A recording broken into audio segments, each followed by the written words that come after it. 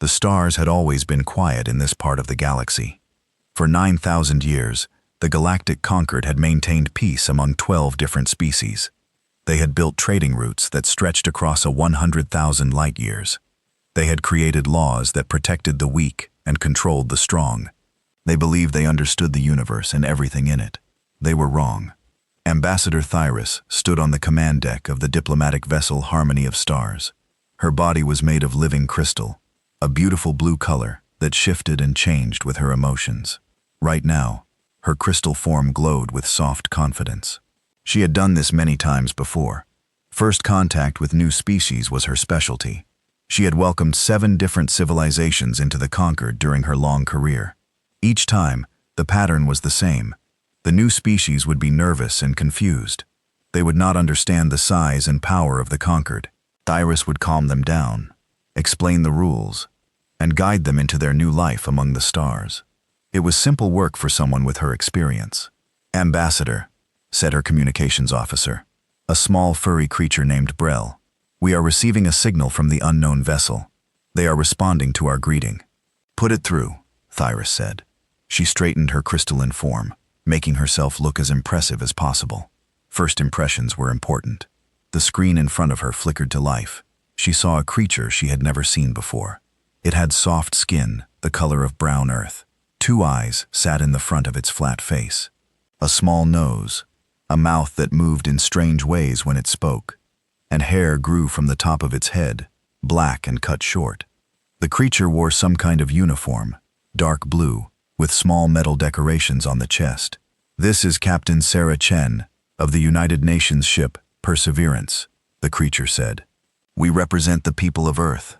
We come in peace and hope to establish friendly relations with your civilization." Thyrus felt her crystal form glow a little brighter with amusement. The creature's words were so formal, so careful. She could hear the nervousness in its voice. This species clearly understood how small they were compared to the vast galaxy around them. Good. That would make things easier. "Greetings, Captain Chen," Thyrus replied. Her voice was like music, created by vibrations in her crystal body. "I am Ambassador Thyrus of the Galactic Concord. We welcome you to the greater community of sentient beings. Please tell us about your people." The captain on the screen nodded.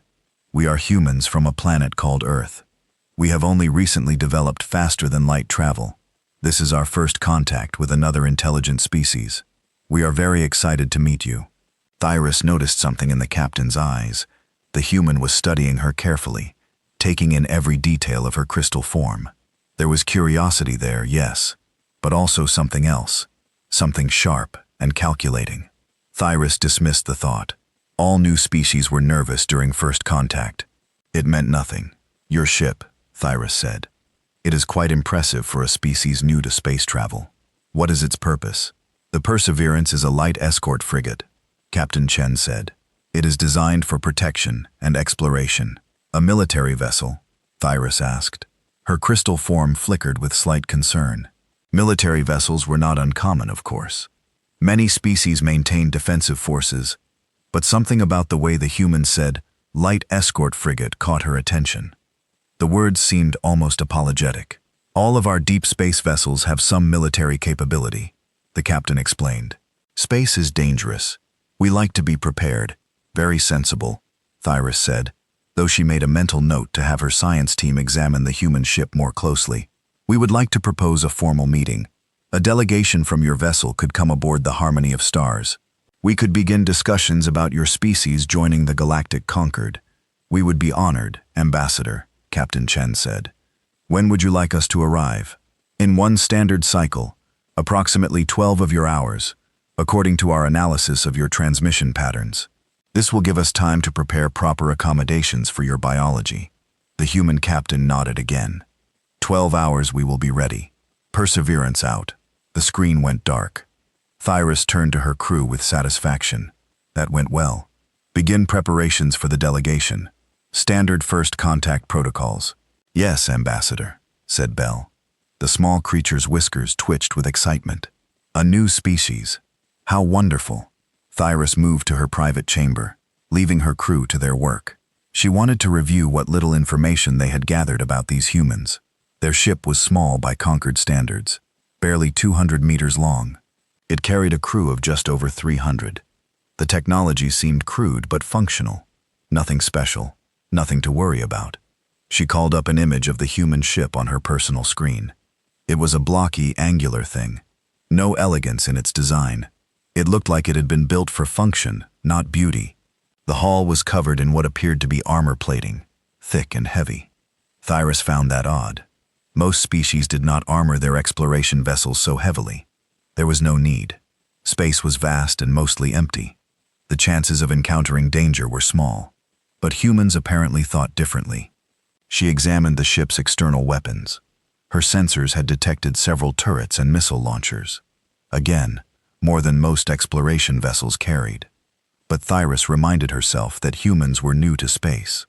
They did not yet understand how safe the galaxy was under Concord protection.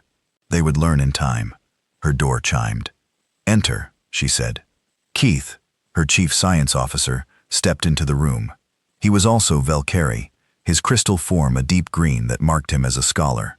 Right now, his crystals were pulsing, with barely contained excitement. "Ambassador, I have completed a preliminary analysis of the human vessel."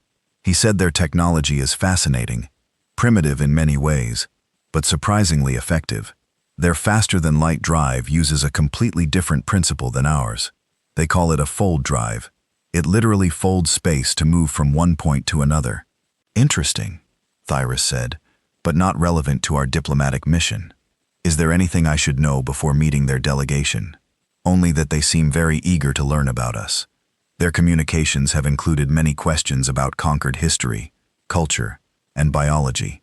They are curious creatures. Curiosity is good. It shows intelligence and openness. This should be an easy integration." Keith's green crystals flickered. "There is one more thing. Ambassador, I noticed something unusual about their ship's internal layout. A significant portion of the vessel is dedicated to something called an armory. My initial scan suggests it contains a large number of personal weapons." Thyrus waved a crystalline appendage dismissively. "Many species carry weapons for protection. The Mora hunters never travel without their plasma lances. It is a cultural preference, nothing more." "Of course, Ambassador," Keith said. But his crystals continued to pulse with something that looked almost like unease. "Shall I conduct a full bioscan of the human crew before the delegation arrives? Standard first contact protocol requires us to understand their biology before allowing them aboard." "Yes, proceed with the scan, and make sure our medical team is prepared for any biological needs our guests might have. I want this meeting to go perfectly." Krill bowed his crystalline form and left the room. Thyrus returned to her review of the human ship, but her mind was already moving ahead to the diplomatic meeting. She would need to explain the Concord laws and customs. She would need to assess whether humans were ready to join the galactic community. Most importantly, she would need to determine what resources and knowledge humans could contribute to the Concord. Every species had something valuable to offer. The Valkyrie had their crystal technology and diplomatic expertise. The Morathi had their hunting skills and warrior traditions. The Bray had their gift for communication and languages. What would humans bring? Their crude but effective technology, their apparent fondness for weapons, or something else entirely. Thyrus hoped it would be something useful. The galaxy was a big place, and the Concord was always looking for new members to strengthen its ranks. She spent the next several hours reviewing first contact protocols and preparing her welcoming speech. She practiced the human greeting, a strange ritual where two individuals clasped hands and moved them up and down. The gesture felt awkward with her crystalline appendages, but she wanted to show respect for human customs. As the hours passed, reports from her crew came in regularly. The Perseverance was maintaining its position, making no aggressive moves. The humans had sent over detailed information about their biology and dietary needs. They were carbon-based life-forms who bred oxygen and consumed organic matter for energy. Nothing unusual there. Many species shared similar biological traits. The only strange thing was their activity level. According to sensor readings, the humans were almost constantly in motion. They did not seem to rest for long periods like most species. Even in the middle of what should have been their sleep cycle, many humans remained active, working on various tasks throughout the ship. Perhaps they are excited about the first contact, Thyrus mused. They will calm down once things become routine. Finally, the time for the meeting approached. Thyrus made her way to the main airlock where her delegation was assembled. She had chosen representatives from several conquered species: a Braille communications specialist, a Marathi security officer, a plant-like Verdani biologist, and 2 other Velcari diplomats. A diverse group that would show humans the richness of the galactic community they were about to join. Remember, Thais told her team, these are a new species. They will be nervous and easily confused. Speak slowly and clearly. Avoid sudden movements. We want them to feel welcome. The Marathi security officer, a large reptilian creature named Grath, clicked his teeth in what passed for laughter among his kind. You speak as if they are children, Ambassador. Surely they cannot be so fragile. All new species are fragile in their own way, Thyrus replied. Our job is to guide them gently into the light of civilization. She turned to face the airlock, her crystal form glowing with confident blue light. In just a few minutes, she would meet the first humans ever to set foot on a conquered vessel. It would be a historic moment, the beginning of a new friendship between species. Thyrus had no idea how wrong she was. The airlock indicator turned green, signaling that the human shuttle had docked successfully. Thyrus arranged her crystalline features into what she hoped was a welcoming expression. Behind her, her delegation stood in formal poses, ready to greet their new friends. The airlock door slid open with a soft hiss, and Thyrus got her first real look at humans. Captain Sarah Chen stepped through first. She was smaller than Thyrus had expected, barely reaching the ambassador's midsection. Her skin was smooth and soft-looking, completely unarmored. Her eyes were brown, warm, and intelligent. She wore the same dark blue uniform from the video call, but now Thyrus could see more details. The fabric looked tough and practical. The metal decorations on her chest were apparently military awards of some kind. Behind the captain came 4 other humans, 2 males and 2 females, all wearing similar uniforms. They moved with a strange grace that Thyrus found hard to describe. It was not the careful movement of prey animals trying to avoid notice. It was something else entirely. They moved like they owned the space around them, like they belonged wherever they happened to be standing. Ambassador Thyrus, Captain Chen said, extending her hand. Thank you for welcoming us aboard your beautiful ship. We are honored to be here. Thyrus reached out with her crystalline appendage and attempted the human greeting. The captain's hand was warm and soft, but her grip was surprisingly firm, strong, even stronger than Thyrus had expected from such a small creature. Welcome, Captain Chen, Thyrus said. Welcome to the Harmony of Stars, and welcome to the Galactic Conquered. We have much to discuss.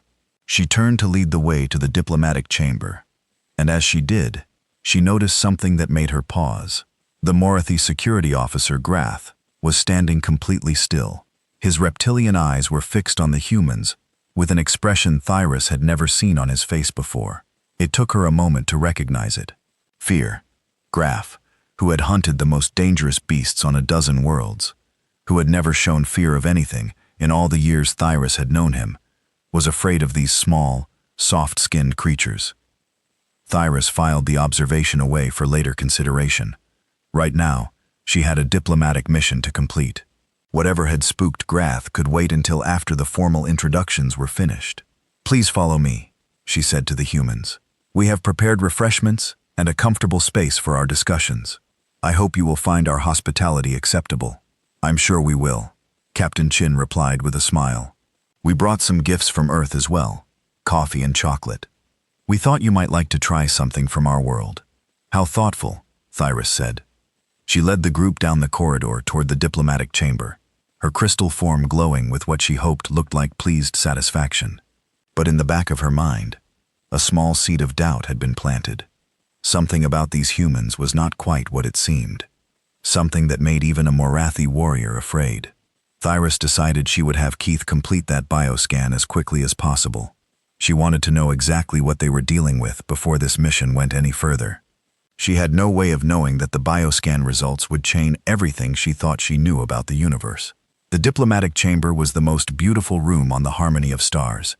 Crystal sculptures decorated the walls, each one created by master Velcari artists over centuries. Soft lighting made everything glow with warmth and peace. Comfortable seating had been arranged for all the different species present, including special chairs designed to accommodate the human form. Thyrus gestured for everyone to sit. Please make yourselves comfortable. We have much to discuss, but there is no rush. The Conquered believes in taking time to build proper relationships. Captain Chen settled into her chair with what looked like genuine appreciation. This is beautiful, Ambassador. Your artists are incredibly talented. Thank you.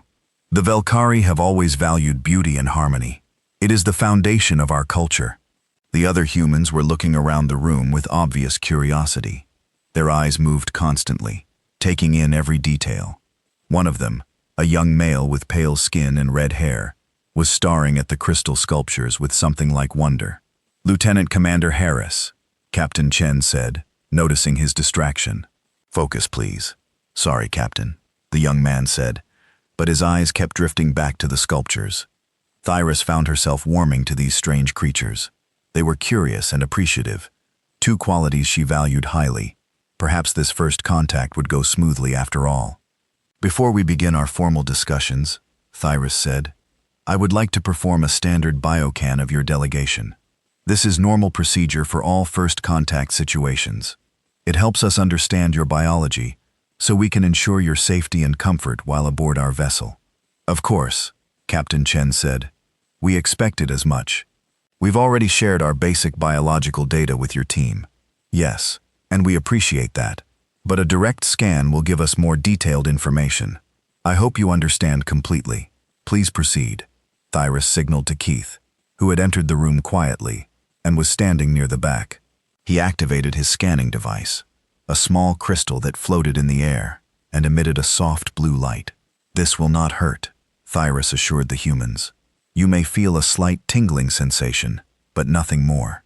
The humans sat calmly as the scanner moved over them. They showed no fear or nervousness. If anything, they seemed almost bored by the procedure. Thyrus watched Keith's face as the scan progressed. At first, his green crystals pulsed with normal curiosity. Then they began to pulse faster. Then they stopped pulsing entirely, going dark with what could only be described as shock. Krith really asked quietly, Is something wrong? Her science officer did not respond. He was staring at his scanner with an expression of complete disbelief. His crystalline form had gone almost completely dark, a sign of extreme distress among the Velkari. Keith Thyra said more firmly. Report! Ambassador, Keith said, his voice barely above a whisper. I need to speak with you privately, immediately. Thyrus felt the first real stirring of alarm. In all her years of working with Kill, she had never seen him react this way. Whatever the scan had revealed, it had shaken him to his core. Please excuse me for a moment, Thyrus said to the human delegation. A small technical matter requires my attention. My colleagues will keep you company. She followed Keith out of the diplomatic chamber and into a small side room. As soon as the door closed behind them, she turned to face him. What is it? What did you find? Keith's green crystals began pulsing erratically, a sign of extreme agitation. Ambassador, I ran the bioscan 3 times. The results are the same each time. I do not understand how this is possible. Just tell me what you found. Keith looked at her with eyes that held something very close to terror. Ambassador Thyrus, every single human in that room registers as a Class 7 apex predator. Thyrus felt her own crystal form go cold. That cannot be correct. Run the scan again. I ran it 3 times. Ambassador, the results are consistent. These creatures, these humans, they are among the most dangerous life forms we have ever encountered. Thyrus stared at her science officer, trying to process what he was telling her. Class 7 apex predator, the most dangerous classification in the Conquered biological database, reserved for creatures that sat at the absolute top of their food chains, creatures that no other species dared to challenge. And she had just welcomed 5 of them aboard her ship. Tell me everything, Thyra said quietly. Tell me exactly what the scan revealed. And Keith began to speak, and with every word, Thais felt her understanding of the universe crumble around her.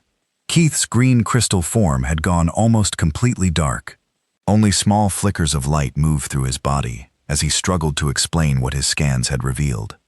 Thyrauis stood perfectly still, her blue crystals pulsing with growing dread as she listened. "You must understand, Ambassador," Kethiel said, his voice barely above a whisper. "In all my years as a science officer, I have never seen biological readings like these. The humans are They are unlike anything in our databases." "Start from the beginning," Thyrus commanded. "Tell me everything." Keith activated a small holographic display showing the biological data he had collected. First, their classification as apex predators. The Conquered uses a scale of 1 to 10 to measure a species' position in their native food chain. A Class 1 species would be simple prey animals, hunted by everything. A Class 5 species would be balance, sometimes predator, sometimes prey. The Morathi hunters, the most dangerous species currently in the Conquered, are classified as Class 4. "And humans are Class 7? Thyrus asked, still struggling to believe it. "Class 7 apex predators," Keith confirmed. "On their home planet, they have no natural predators. Nothing hunts them. Nothing challenges them. They sit at the absolute top of their world's food chain, and they have done so for thousands of years." Thyrus felt her crystalline body grow cold. How is that possible? They are so small, so soft. They have no natural weapons, no claws, no fangs, no armor. That is what makes them so terrifying, Ambassador. They did not need those things. They developed something far more dangerous. Keith changed the display to show a diagram of the human body. Humans are what we call persistence predators. They do not chase their prey at high speed and catch it quickly like the Morathi do. Instead, they pursue their prey for hours, days, or even weeks. They simply refuse to stop. Their bodies are designed for endless movement. They can walk or run for incredible distances without rest. No matter how fast their prey runs, no matter where it hides, the humans keep coming. Eventually, the prey collapses from exhaustion, and then the humans catch it. Thyrus tried to imagine it, a soft, slow creature following its prey across endless distances, never stopping, never giving up, always getting closer. It was a hunting style unlike anything she had ever heard of. "Their bodies have adapted perfectly for this purpose," Keith continued. "They have a cooling system that allows them to regulate their temperature even during extended physical activity. They sweat, a fluid that evaporates from their skin and removes heat from their bodies. Most species would overheat and die after running for short periods. Humans can run for hours in the hot sun without suffering any ill effects. That explains their hunting method," Thyra said slowly.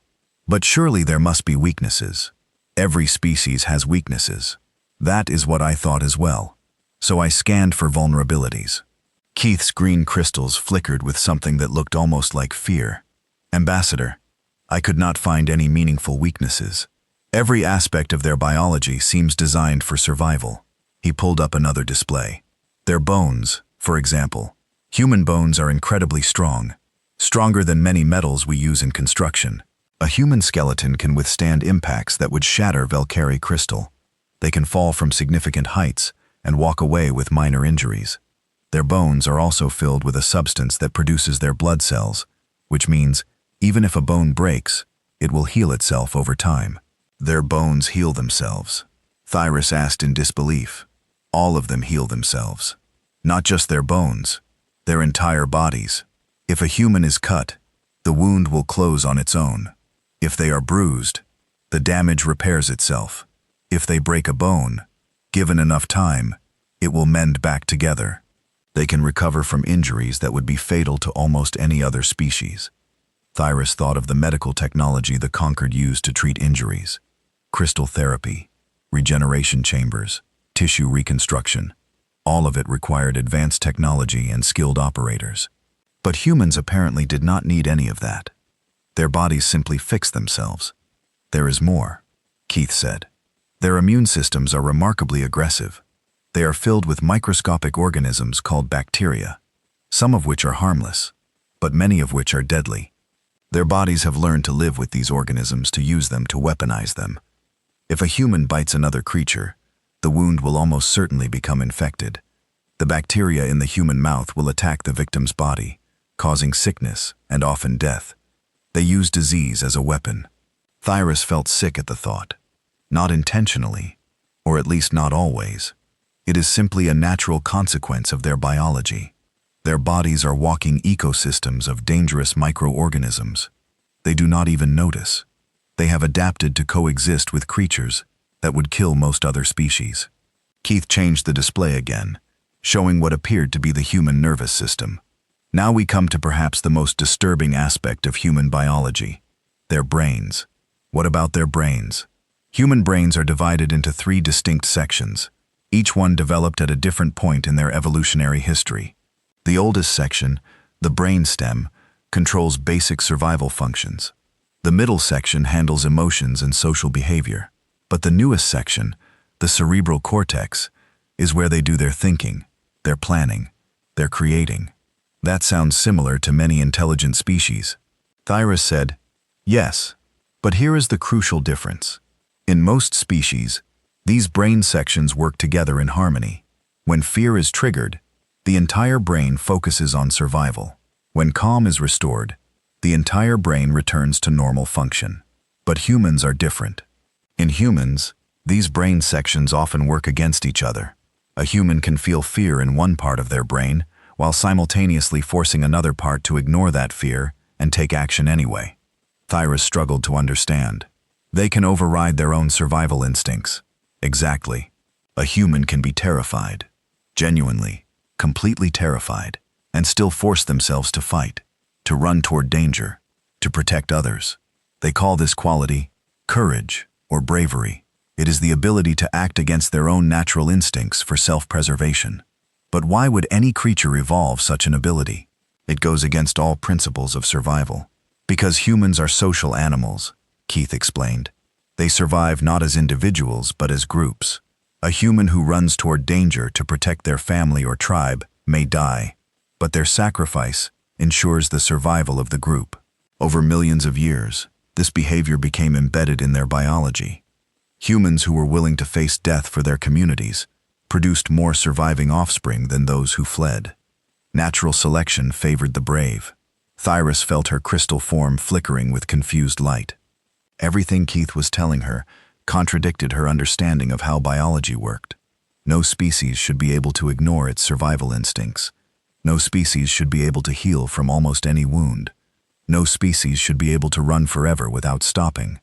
But apparently humans could do all of these things. I have not yet told you the worst part, Keith said quietly. There is something worse.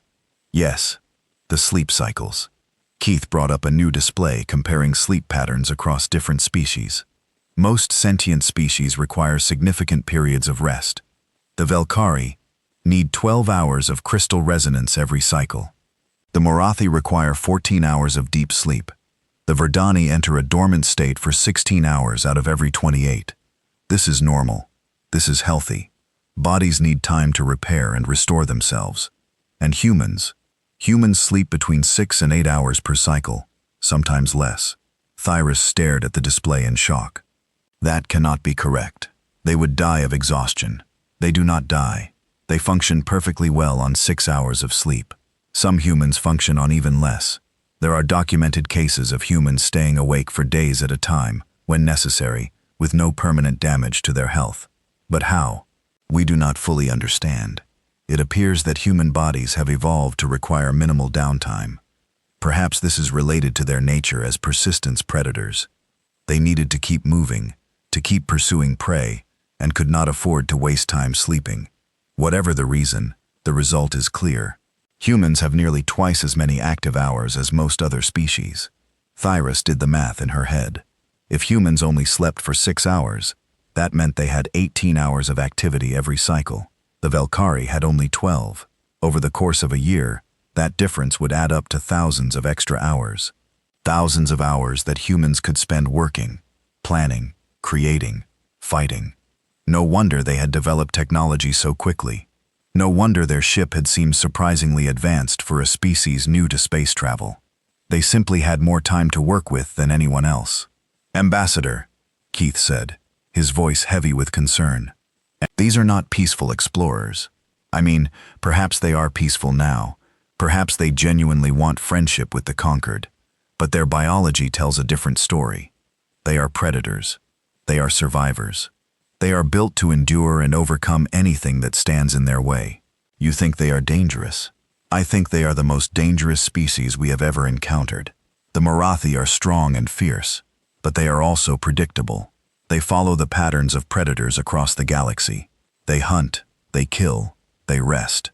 Humans do not follow these patterns. They do not fit into any category we have. Thyraus stood in silence for a long moment, processing everything Keith had told her. In the next room, 5 of these impossible creatures were sitting comfortably, drinking refreshments, and making polite conversation with her delegation. They had brought gifts, they had smiled and shaken hands. They had done everything possible to appear friendly and harmless. But now, Thyraus understood what Grath had seen. The Morathi security officer, with his predator's instincts, had recognized something in the humans that Thyraus had missed. He had looked at their soft skin and small bodies, and somehow seen past the disguise to the truth beneath. "What do we do?" Thyraus asked finally. "We cannot simply refuse to meet with them. They have done nothing wrong." "I do not know, Ambassador. I am a scientist, not a diplomat. I can only tell you what the data shows." "And what does the data show?" Keith's green crystals went completely dark for a moment. When he spoke again, his voice was barely audible. "The data shows that we have invited apex predators onto our ship. The data shows that if these creatures wanted to harm us, we would be almost powerless to stop them. The data shows that humanity may be the greatest threat the Galactic Concord has ever faced. Or the greatest ally," Thyraus said quietly. Keith looked at her with surprise. "Ambassador, think about it, Keith. Everything you have described, the endurance, the healing, the courage, the minimal sleep requirements, all of these traits would make humans incredibly valuable allies.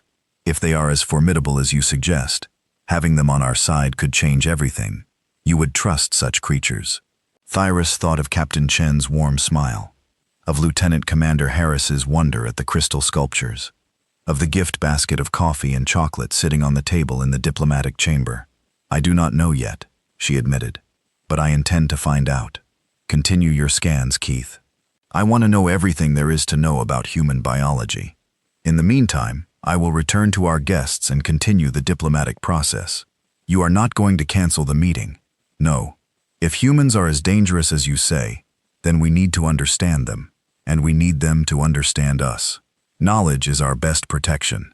Thyraus moved toward the door, then paused and looked back at her science officer. "Keith, one more question. In all your scans, did you find anything that suggested hostile intent? Any weapons hidden in their bodies? Any signs of preparation for attack?" Keith shook his head slowly. "No, Ambassador. They carry no hidden weapons.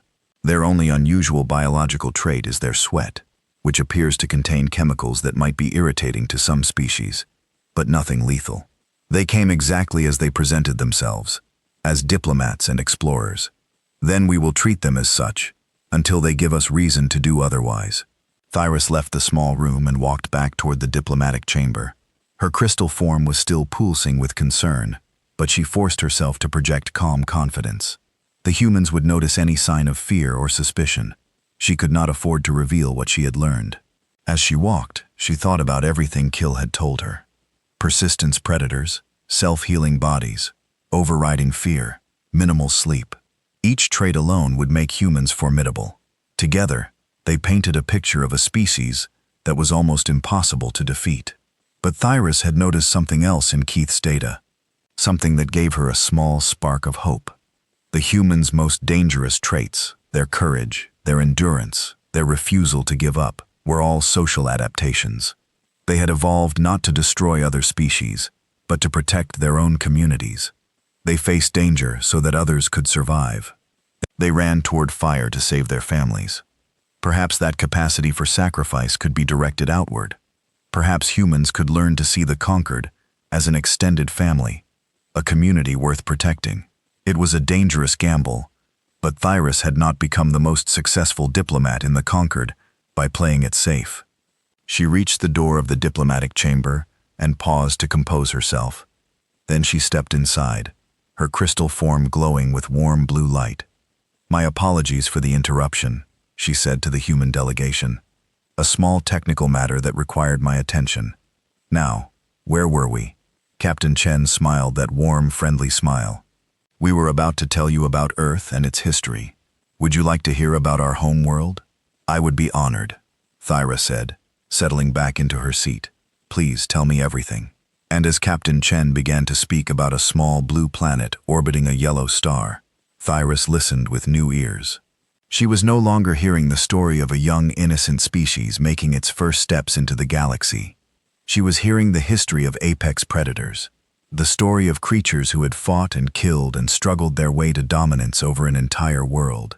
She was listening to the origin story of monsters, but she was also listening for something else, for hints of compassion, of mercy, of the capacity for kindness that Keith's data had also revealed. Because if humans were truly as dangerous as the scans suggested, then the Conquered's only hope was to find the goodness within them and nurture it. The alternative was too terrible to consider. The meeting continued for several more hours.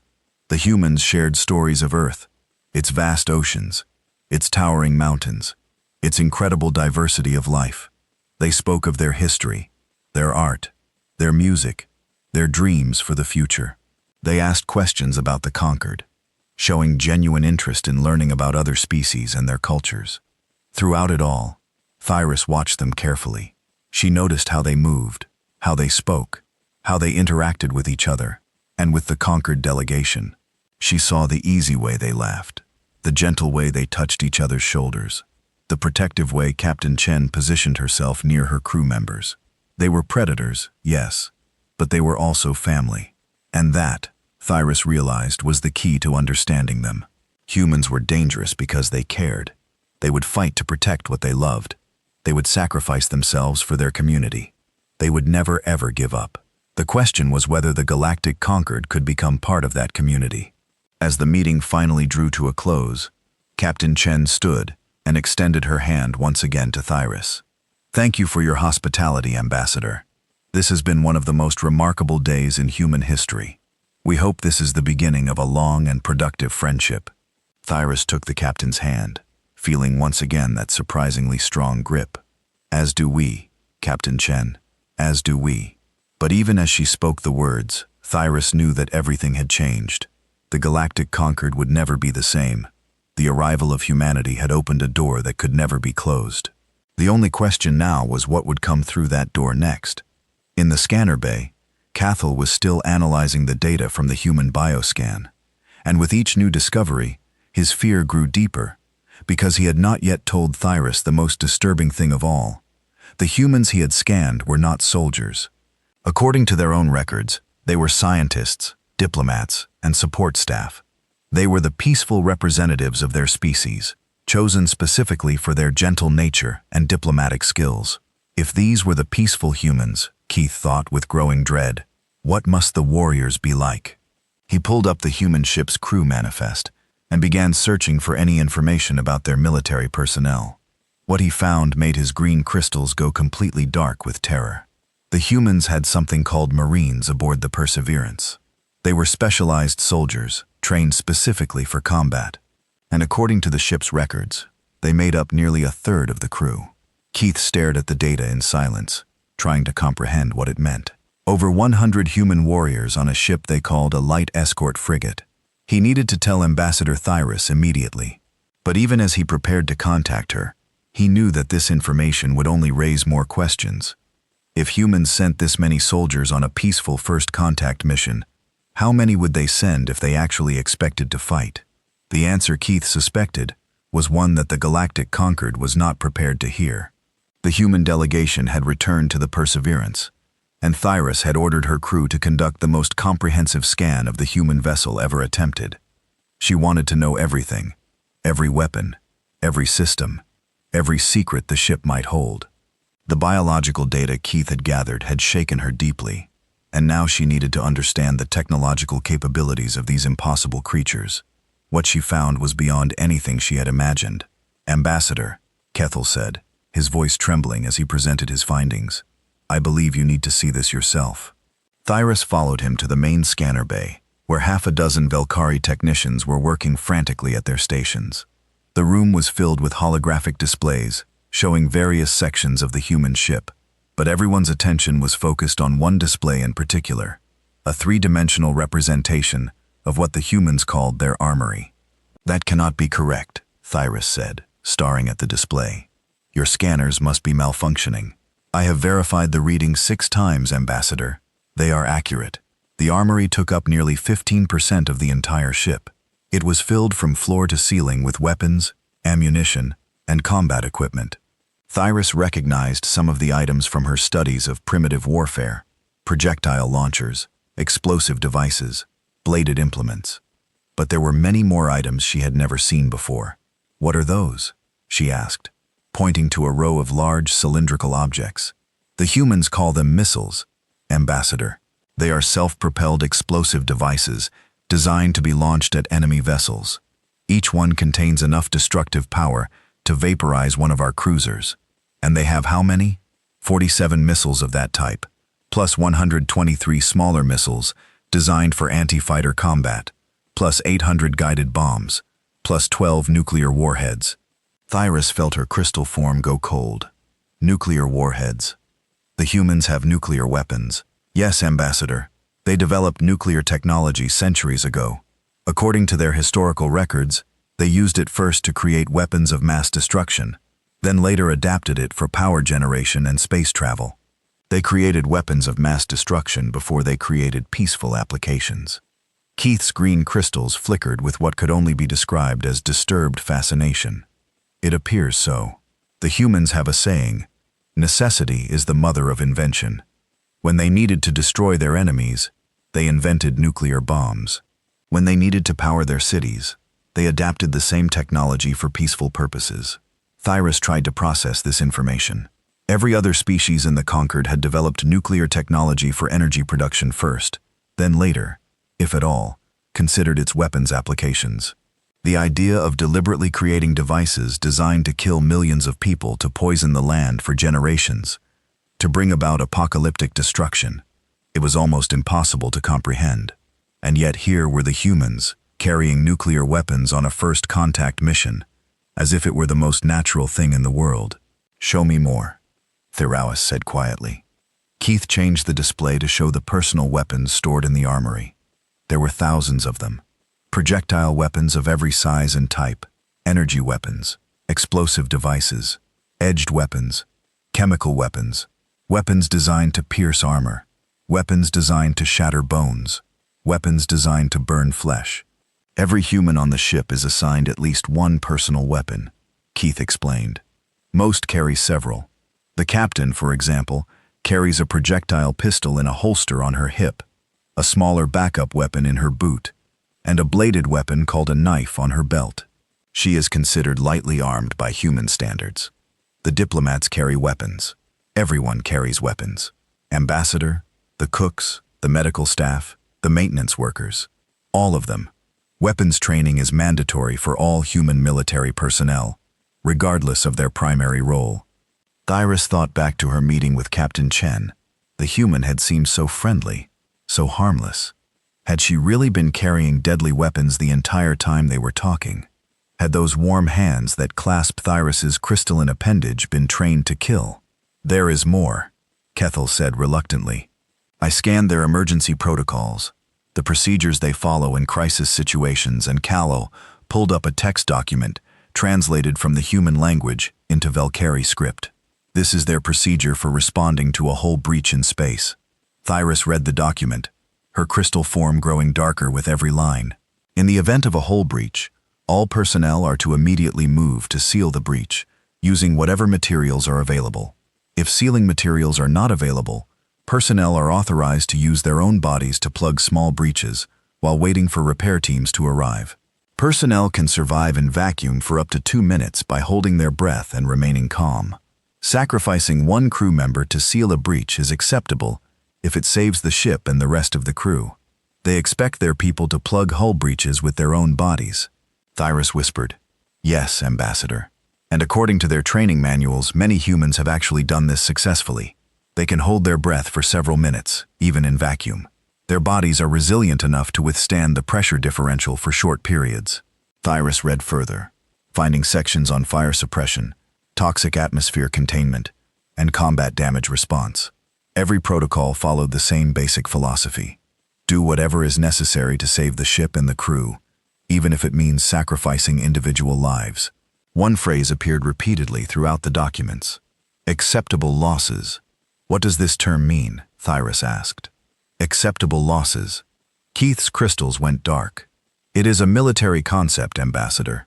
It refers to the number of casualties that commanders consider acceptable in order to achieve an objective. Humans calculate in advance how many of their people they are willing to lose, and then proceed with operations regardless of those expected deaths. Thyrus felt sick. They planned for their own people to die. Yes, they factored death into their strategic calculations. They trained their soldiers to accept the possibility of death as part of their duty. And when soldiers die, the survivors continue fighting. They do not stop. They do not surrender. They simply keep going.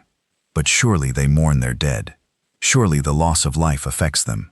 Oh yes, humans feel deep grief when their companions die. Their emotional bonds are incredibly strong, perhaps stronger than any species we have encountered. They love deeply, passionately, completely. And when someone they love dies, the pain is devastating. Then how can they keep fighting? How can they endure such loss? Keith was quiet for a long moment. I believe that is exactly why they keep fighting. Ambassador, they continue not despite their grief, but because of it. They fight to honor the dead. They fight to protect the living. They fight because giving up would mean that all those who died before them died for nothing.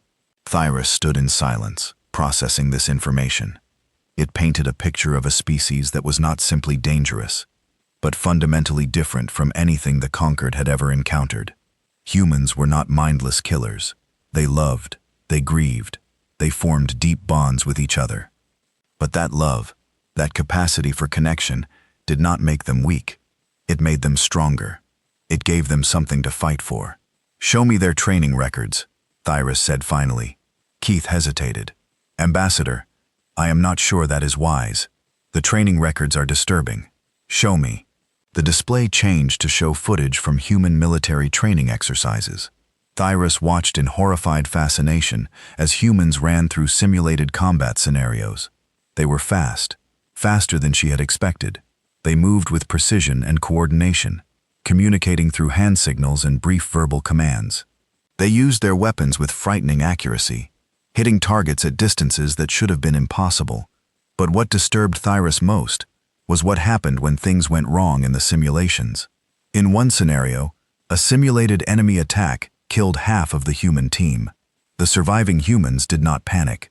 They did not freeze. They simply adjusted their tactics and kept fighting. They used their dead companions' bodies for cover. They stripped weapons and ammunition from the fallen and redistributed them among the survivors.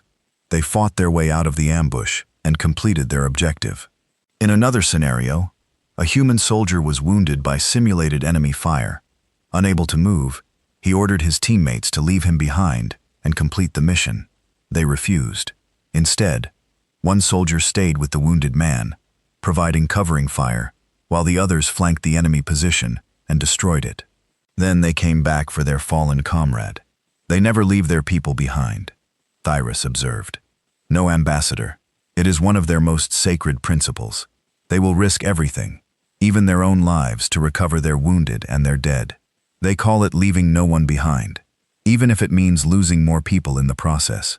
Even then, they believe that knowing they will never be abandoned gives their soldiers the courage to fight harder. And the evidence suggests they are correct. Human morale remains high, even in the most difficult circumstances, because each soldier trusts completely that their companions will never give up on them. Thyrus watched more training footage. She saw humans pushing their bodies to the point of collapse, then getting up and continuing. She saw them enduring pain that would have incapacitated most species. She saw them helping each other, encouraging each other, driving each other to perform beyond what seemed possible. And through it all, she saw something else, something that made her crystalline form pulse with an emotion she could not quite name. She saw hope. The humans trained so hard, not because they wanted to kill, but because they wanted to protect. They endured pain so that others would not have to. They sacrificed themselves so that their companions might live. Every brutal exercise, every punishing drill, every simulated death was in service of a single goal, keeping their people alive. "Cathil," Thyrus said slowly, "I want you to scan the human ship for one more thing." "What, Ambassador?" "Their medical facilities. Show me how they care for their wounded." Keith adjusted the scanners, and a new image appeared on the display. The human medical bay was surprisingly large, much larger than Thyrus had expected for a ship of this size. It was equipped with advanced technology, multiple operating rooms, and dozens of beds. Supplies were stacked high along the walls: bandages, medicines, surgical instruments, blood reserves. They have devoted significant resources to medical care. Keith observed, "The medical staff makes up nearly 10% of the crew." 10%? That is extraordinary. Yes, most military vessels in the Conquered allocate perhaps 2 or 3% of crew to medical functions. Humans allocate 3 to 4 times that amount. Thyrus studied the medical bay equipment. Much of it was designed for trauma treatment, repairing the kind of damage that occurred in combat. There were machines for replacing lost blood, devices for reattaching severed limbs, systems for keeping critically wounded patients alive long enough to reach proper hospitals. "They expect to be wounded," Thyrus said. "They plan for it, and they have built an entire infrastructure to ensure that wounded soldiers can be saved." "Yes, Ambassador. The humans have a saying, 'We leave no one behind.' It applies not only to the dead, but to the wounded as well. A human soldier who is injured in combat knows that their companions will do everything possible to save them. This knowledge, according to their psychological studies, significantly improves combat effectiveness." Thyrus felt something shift in her understanding of humans. Yes, they were dangerous. Yes, they carried weapons everywhere and trained constantly for combat. Yes, they were capable of terrible violence, but they were also capable of incredible compassion. They built hospitals alongside armories. They trained medics alongside warriors. They devoted enormous resources to saving lives, even as they prepared to take them. They were walking contradictions. Killers and healers, destroyers and protectors, monsters and heroes, all wrapped up in soft skin and warm smiles. "I need to speak with Captain Chen again," Thyrus said. "Arrange another meeting." "Ambassador, are you certain that is wise? After everything we have learned, that is precisely why I need to speak with her. I have learned what humans are capable of. Now I need to understand what they choose to do with that capability." Keith's green crystals flickered with uncertainty, but he bowed his head in acceptance. "I will make the arrangements, Ambassador." As Thyrus left the scanner bay, her mind was racing. The Galactic Conquered had maintained peace for 9,000 years through careful diplomacy and mutual cooperation. But what happened when a species appeared that could not be defeated through conventional means? What happened when the balance of power shifted? The humans had not come to the galaxy seeking conquest. They had come seeking friendship. But Thyrus knew that friendship with such a species would never be simple. Humans were too powerful, too resilient, too determined. Any relationship with them would have to be built on a foundation of mutual respect and trust. And trust, Thyrus knew, was earned through actions, not words. She needed to show the humans that the Conquered was worthy of their friendship. She needed to demonstrate that the galaxy's other species could be trusted, could be relied upon, could be part of the human family that Keith had described. It would be the most important diplomatic mission of her career, perhaps the most important diplomatic mission in the history of the Galactic Conquered. Because if she failed, if the humans decided that the Conquered was not worthy of their protection, or worse, that it was a threat to be eliminated, then everything the galaxy had built over 9,000 years would come crashing down. The humans were coming, and the Conquered would have to change to accommodate them. The only question was whether that change would come through cooperation or conquest. Back in the scanner bay, Keith continued his analysis of the human ship. He had one more scan to complete, a cultural analysis that would help him understand how humans thought, what they valued, what motivated them. What he found kept him awake for the next 40 hours. His green crystals with equal parts fascination and terror. Because the humans had not just brought weapons on their first contact mission, they had also brought gifts. Coffee and chocolate, yes, but also something else. They had brought music. Thousands of hours of human music representing every culture and era of their history. Songs of love and loss, of triumph and tragedy, of hope and despair, battle hymns and lullabies, anthems and dirges, the entire emotional range of the human experience encoded in sound. Cathro listened to a piece of music called Ode to Joy and felt his crystalline form resonating with an emotion he had never experienced before. He listened to something called blues and felt a deep sadness that seemed to come from somewhere beyond himself. He listened to war drums and felt his pulse quicken with an instinct he did not know he possessed. The humans had not just evolved to hunt and kill, they had evolved to create beauty, to express the full range of their emotions through art and music and story, to reach across the vast emptiness of space and touch the hearts of species they had never met.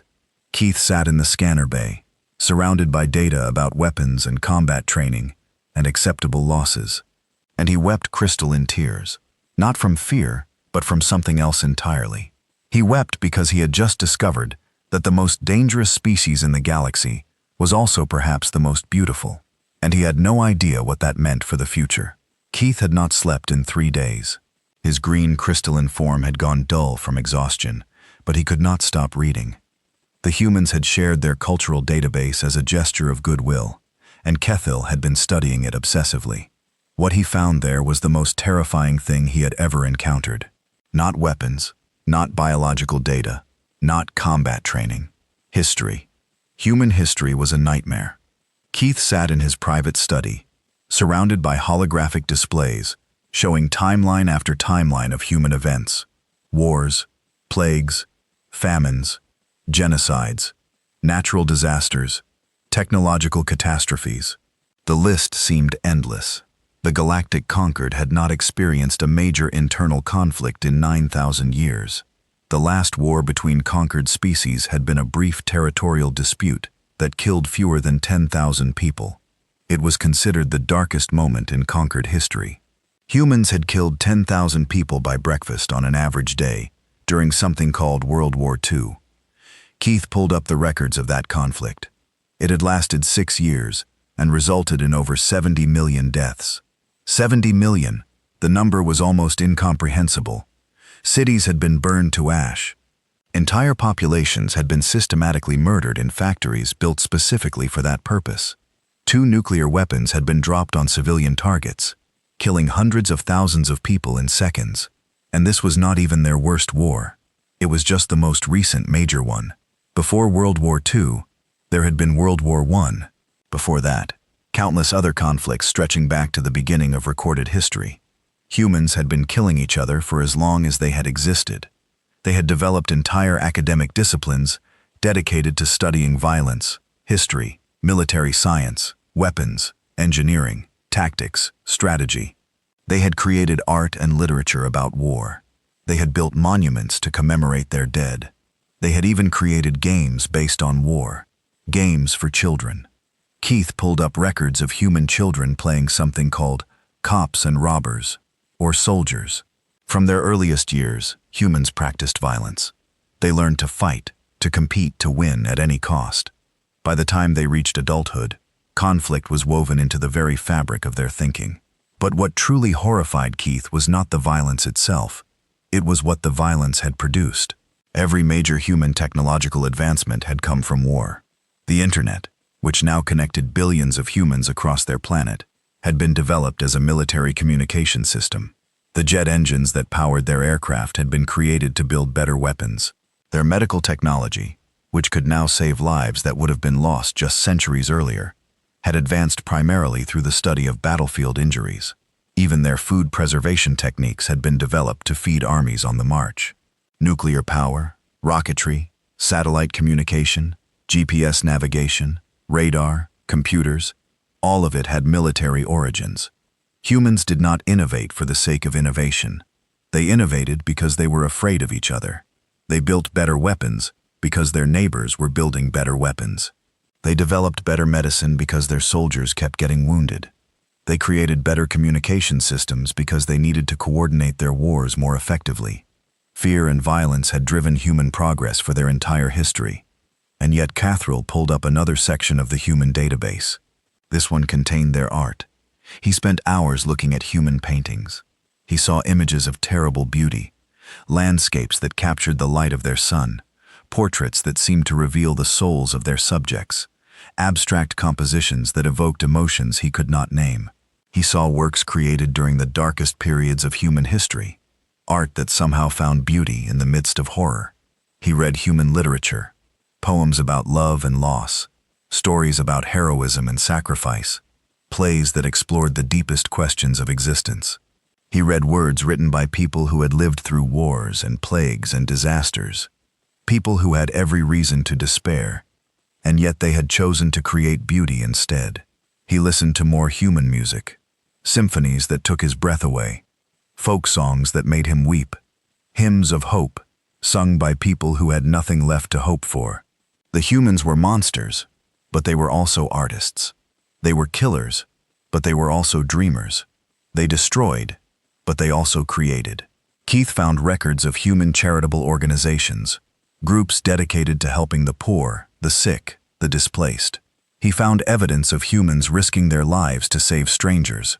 He found stories of enemies becoming friends, of former soldiers working together to rebuild what they had destroyed. After every war, the humans built again. After every disaster, they recovered. No matter how much they suffered, no matter how many they lost, they refused to give up. They kept fighting. They kept creating. They kept hopping. Keith pulled up records of something called the Marshall Plan. After World War II, the humans who had won the war had given enormous amounts of money and resources to rebuild the nations they had just defeated. They had helped their former enemies become prosperous again. They had turned devastated countries into trading partners and allies. It made no sense. Why would anyone help rebuild an enemy they had just spent years trying to destroy? Keith found the answer in a speech given by a human leader named George Marshall. The humans had realized that lasting peace could not be achieved through victory alone. Crushing an enemy only created resentment and the seeds of future conflict. True peace required helping the defeated rebuild, giving them a stake in the new order, turning enemies into friends. The humans had learned this lesson through thousands of years of warfare.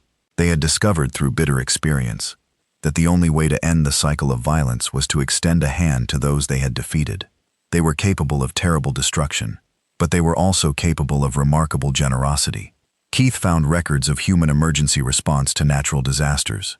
When earthquakes struck, humans from around the world sent aid. When tsunamis hit, rescue teams arrived within hours. When famines threatened, food was shipped across oceans. Humans who had nothing in common with the victims, different countries, different languages, different beliefs, dropped everything to help. They called it humanitarian aid. The word itself was significant, humanitarian, based on the word human, as if helping others in need was the defining characteristic of their species. But how could that be true? How could a species capable of genocide also be capable of such compassion? How could the same creatures who had dropped nuclear bombs on cities also build organizations dedicated to feeding the hungry? Keith searched the database for answers and found them in human philosophy and religion. Humans had spent thousands of years struggling with the darkness inside themselves. They had created entire systems of thought dedicated to understanding their own violent nature and finding ways to control it. They had developed codes of ethics, rules of warfare, principles of justice, all designed to channel their destructive impulses into less harmful directions. They knew what they were. They had looked into the abyss of their own souls and seen the monster that lived there. And instead of surrendering to that monster, they had chosen to fight it. Every human religion, Cathal discovered, emphasized the importance of controlling destructive impulses. Every human philosophy grappled with questions of good and evil, right and wrong. Every human culture had developed rules and taboos designed to limit violence and promote cooperation. The humans were at war with themselves, not just with each other, but with their own nature. They were constantly struggling against the darkness inside them, constantly trying to be better than their instincts demanded. And sometimes they succeeded. Keith found records of human soldiers who had refused to fire on unarmed civilians, even when ordered to do so. He found stories of enemies helping each other survive impossible circumstances. He found evidence of compassion in the midst of the most brutal conflicts. soldiers sharing food with prisoners, medics treating wounded enemies, warriors honoring the dead on both sides. The humans were not simply violent, they were conflicted. They were torn between their worst impulses and their highest ideals. Every day, every human faced the choice between destruction and creation, hatred and love, despair and hope. And enough of them chose hope to keep their civilization alive. Keith put down the database and sat in silence for a long time. His green crystals had gone dim with exhaustion and emotional overload. He had learned more about humans in the past 3 days than most species learned about themselves in centuries, and he still did not understand them. How could creatures so capable of evil also be so capable of good? How could killers also be healers? How could destroyers also be creators? The answer Keith finally realized was that humans were not one thing or the other. They were both. They contained within themselves the full spectrum of possibility from the darkest evil to the brightest good. Every human was capable of becoming either a monster or a hero, depending on the choices they made. And somehow, despite everything, enough of them chose to be heroes. Keith thought about the implications of this discovery. The Galactic Conquered had always believed that violence was a primitive trait that species outgrew as they became more civilized. The Conquered's own history seemed to support this idea. As species advanced technologically and socially, they became less violent, more cooperative, more peaceful. But humans were different. They had achieved incredible technological advancement without outgrowing their violent nature. They had built a civilization that spanned a planet, developed weapons capable of destroying their entire world, and still, they had not stopped fighting. And yet, they had also not destroyed themselves. That was the truly remarkable thing. Humans had possessed nuclear weapons for nearly a century. They could have wiped out their entire species at any time, but they had chosen not to. Despite their conflicts, despite their wars, despite the terrible things they did to each other, they had always stopped short of complete annihilation. They had looked into the abyss and chosen to step back. Maybe Keith thought that was the true measure of a species, not whether they were capable of violence. Any species could be violent, but whether they could control that violence, whether they could face their own darkest nature and choose to be better.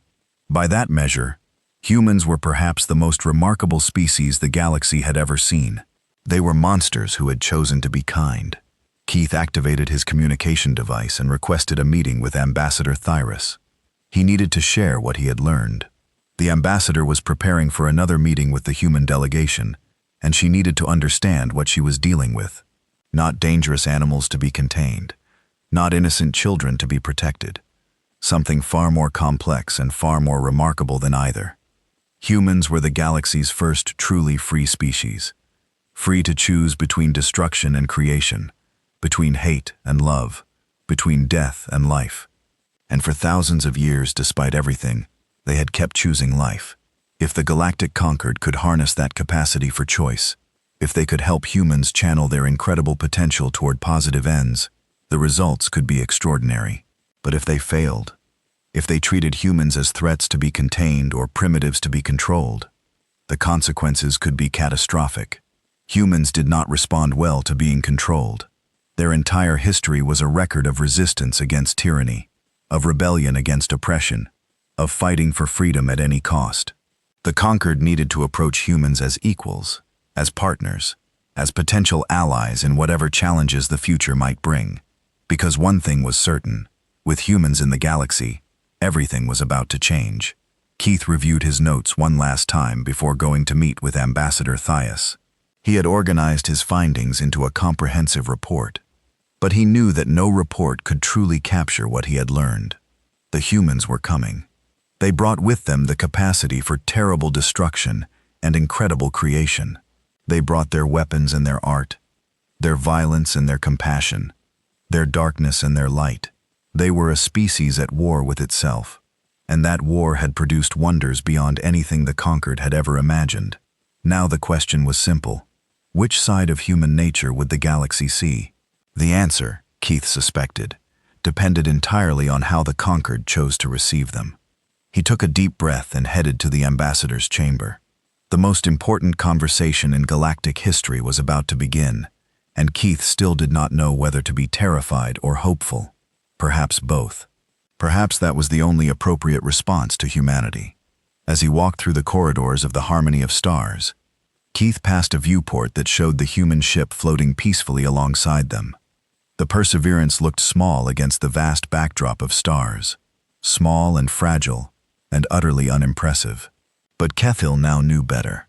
That small ship carried creatures who had survived ice ages and plagues and wars, creatures who had split the atom and walked on their moon and reached for the stars, creatures who had stared into the darkness of their own souls and refused to surrender, creatures who might just be the most important species the galaxy had ever known. Kethil quickened his pace. He had much to tell Ambassador Thyrus, and very little time to help her understand. Ambassador Thyrus had called an emergency meeting of all senior Concord representatives. The conference chamber was filled with delegates from a dozen species, all waiting to hear what she had learned about the humans. The air was thick with tension.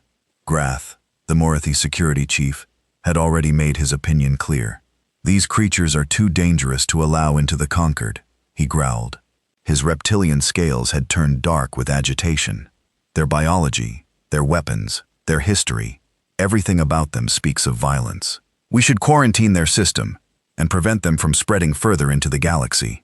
"I agree," said Magistrate, the elderly Verdani representative. Her plant-like body rustled with displeasure. "We have maintained peace for 9,000 years. We cannot risk everything we have built on a species that has never stopped fighting." Other voices joined the chorus. The representative from the Braille Collective suggested strict monitoring of all human activities. The delegate from the Crystal Consortium proposed limiting human expansion to a small sector of space. Several species mentioned the possibility of preemptive military action. Thyrus listened to all of them in silence. She had expected this reaction. Everything they had learned about humans pointed toward danger. Any rational assessment would conclude that humanity was a threat to be contained. But Thyrus had spoken with Kethil. She had reviewed his findings, and she had seen something in those records that the others had missed. When the voices finally quieted, Thyrus stood and addressed the assembly. "I have heard your concerns," she said, her blue crystal form glowing with calm authority. "They are valid. Humans are by any measure the most dangerous species we have ever encountered.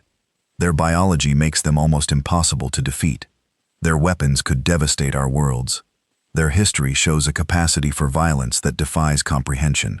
She paused, letting her words sink in. But their history also shows something else. It shows that humans have spent thousands of years fighting against their own violent nature. It shows that they have built hospitals alongside armories, schools alongside weapons factories, art galleries alongside military bases. It shows that they have created beauty in the midst of horror and hope in the face of despair. Graf snorted dismissively. "Pretty words, Ambassador, but they do not change the fundamental fact. Humans are killers." "Yes," Thyrus agreed. "They are killers, but they are also healers. They are destroyers, but also creators. They are capable of the worst evil, but also the greatest good. The question is not what humans are capable of. We know that all too well. The question is what they choose to do with that capability. And how can we predict their choices?" asked Magistrate Velen. "Their history shows no consistent pattern. They swing from war to peace and back again without warning." "You are correct," Thyrus said. "We cannot predict human choices with certainty, but we can influence them. We can give humans a reason to choose peace over war, cooperation over conflict. We can show them that the galaxy offers friendship and opportunity, not threat and competition. And if they reject our friendship," Grath demanded, "then we will have lost nothing. But if they accept it, if we can bring humans into the Concord as true partners, we will have gained the most powerful ally the galaxy has ever seen." Thyrus activated a holographic display, showing Keith's analysis of human potential. "Look at what humans have accomplished in just a few centuries of industrial development. They have gone from horse-drawn carriages to spacecraft, from handwritten letters to instantaneous global communication, from primitive medicine to organ transplantation. Their rate of advancement is unprecedented. If they continue at this pace, within a few generations, They will surpass every species in the conquered. All the more reason to stop them now, Grath said. All the more reason to make them our friends. Thyrus countered. Consider the alternative. If we quarantine humans, restrict them, treat them as enemies, what do you think will happen? Based on everything we know about their nature, they will fight. They will resist. They will eventually break free of any constraints we impose. And when they do, they will remember how we treated them. The room fell silent. Everyone knew what humans were capable of when they felt threatened. But if we welcome them, Thyrus continued, if we offer them a place in the galactic community, if we treat them with respect and fairness, they will remember that too. Humans are fiercely loyal to those they consider friends. They will fight to the death for those they love. If we can earn their loyalty, their friendship, their love, we will never have to fear them again. You are asking us to take an enormous risk, Magistrate Velen said slowly. You are asking us to trust creatures who have never been trustworthy, even to each other. Yes, Thyrus admitted. It is a risk, perhaps the greatest risk the conquered has ever faced. But I believe it is a risk worth taking. She turned off the display and faced the assembly directly. I have spoken with Captain Chen. I have looked into her eyes. I have felt the warmth of her hand when we greeted each other. And I have seen something that gives me hope. What did you see? Asked the Braille representative. I saw someone who wants to do good. Someone who has the power to destroy, but chooses to create.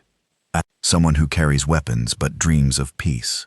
I saw a human, not a monster, not an angel, but a person struggling to be better than her instincts demand.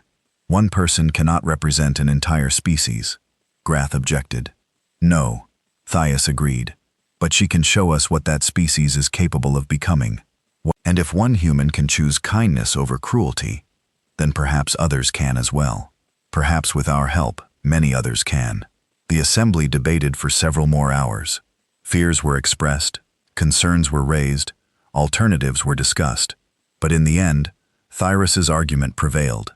The Galactic Conquered would not quarantine humanity. They would not restrict human expansion or threaten military action. They would welcome humans into the galactic community as equal partners. It was the most important decision in conquered history. And now, Thyrus stood at the airlock waiting to deliver the news personally. The human delegation was scheduled to arrive in minutes. Thyrus had requested a final meeting before the formal acceptance ceremony. She wanted to speak with Captain Chen privately to explain what the decision had meant, to lay the foundation for the relationship she hoped would follow.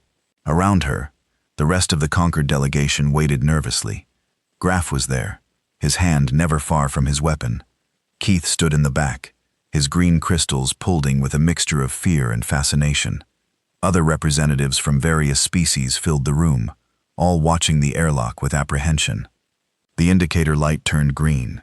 The airlock door began to open, and Thyrus felt her heart, or whatever passed for a heart in her crystalline body, begin to beat faster. Captain Sarah Chen stepped through the airlock first. She was wearing her formal uniform decorated with the small metal badges that represented her achievements. Her brown hair was neatly arranged, her posture straight and confident. She looked like what she was, a military officer representing her people. But when her eyes met Thyrus's, something changed. The formality melted away, replaced by something warmer, something genuine. Ambassador Thyrus, the captain said, stepping forward. Thank you for inviting us back. We were beginning to worry that something was wrong. There was much to discuss, Thyrus admitted. Your arrival has raised many questions among the conquered members. Questions that required careful consideration. I understand. We knew this would not be simple. Behind the captain, 4 other humans entered the room. Thyrus recognized them from the previous meeting. Lieutenant Commander Harris, the young officer who had been so fascinated by the crystal sculptures, and 3 others whose names she had not yet learned. They carried a large container between them. We brought more gifts, Captain Chen explained. We thought, well, we hoped that we might have something to celebrate today. You were correct to hope, Thyrus said. She felt her crystal form beginning to glow with warmth. The Galactic Conquered has reached a decision. We would like to formally invite humanity to join our community as equal partners. You will have full rights and privileges, including access to all conquered technology, trade routes, and diplomatic channels. For a moment, Captain Chin did not respond. She stood perfectly still, her eyes wide with what could only be described as shock. Then slowly a smile spread across her face. That strange human expression that Thyrus was beginning to understand. "Ambassador Thyrus," the captain said, her voice thick with emotion. "You have no idea what this means to us. We have dreamed of this moment for generations. We looked up at the stars and wondered if we were alone, if anyone else was out there, if we would ever find friends among the infinite darkness." And now she stopped, unable to continue. Her eyes glistened with moisture, tears. Thyrus remembered. Humans leaked water from their eyes when they felt strong emotions. "We are honored," Captain Chen finally managed to say. "Deeply, profoundly honored. We promise that humanity will be a worthy member of the conquered. We will contribute everything we can, our technology, our resources, our knowledge, and we will stand with you against any threat, any challenge, any enemy." "We know you will," Thyrus said. "We have studied your history, Captain. We know what humans do for those they consider friends." Something flickered in Chen's eyes at those words. A recognition that the conquered had not made this decision blindly, that they understood exactly what humanity was capable of, the good and the bad. "You have seen our history," the captain said quietly. "All of it. All of it," Thyrus confirmed. "Your wars, your genocides, your weapons of mass destruction. We have seen the darkness inside your species, Captain. We know what humans can do when they choose violence." The room had gone very quiet. The other humans stood frozen, their eyes fixed on Thyrus. They knew how this conversation could go. "But we also saw something else," Thyrus continued. "We saw your art and your music. We saw your hospitals and your charities. We saw the way you help strangers in need, the way you rebuild after disasters, the way you fight to protect those you love. We saw the humanity inside your violence." She stepped closer to Captain Chen, close enough to see the individual hairs on her head, the small imperfections in her skin, the slight tremble in her hands. "We know what you are, Captain. You are monsters who have chosen to be kind. You are killers who dream of peace. You are the most dangerous species the galaxy has ever seen, and also, perhaps, the most beautiful." Tears were flowing freely down Chen's face now. She made no effort to hide them.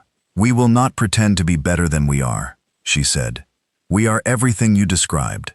We have darkness inside us that we cannot deny. We will make mistakes. We will sometimes fail to live up to our ideals. We will disappoint you." "We know," Thyrus said. "But we will try," Chen continued. "Every day, every moment, we will try to be better. That is all we can promise. Not perfection, not sainthood, just the constant effort to choose light over darkness, love over hate, life over death. That is enough," Thyrus said.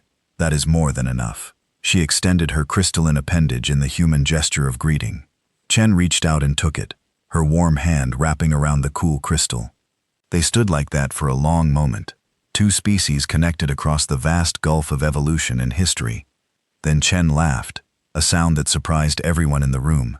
"I almost forgot," she said, turning to the container her crew had carried in. "We brought gifts, proper gifts this time, not just coffee and chocolate." Lieutenant Commander Harris opened the container, revealing dozens of carefully wrapped packages, books, music recordings, art prints, seeds from earth plants, samples of human food, and at the bottom, something that made Thyrus's crystal form pulse with unexpected emotion. It was a small flag made of fabric showing a blue planet against a field of black space. "This is Earth," Chen explained. "Our home. We wanted you to have something that represents who we are. Not just our weapons or our technology, but our world, the place that made us, the place we are fighting to protect." Thyrus took the flag carefully.